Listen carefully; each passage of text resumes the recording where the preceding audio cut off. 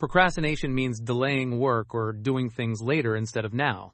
It is when a person keeps postponing tasks, even though they should do them. In simple words, procrastination equals waiting too long to do important work.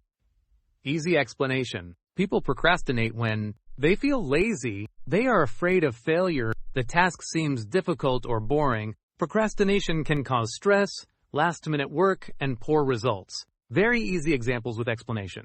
I did my homework late because of procrastination. She avoided cleaning her room. Her procrastination made the room very messy. More simple example sentences. His procrastination caused him to miss the deadline. Procrastination can make studying for exams very stressful. Many students struggle with procrastination.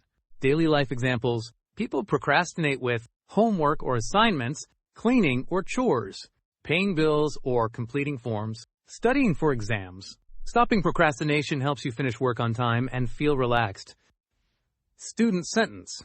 I will avoid procrastination and finish my homework today. Easy memory trick. Procrastination equals delay plus avoid work doing things later instead of now.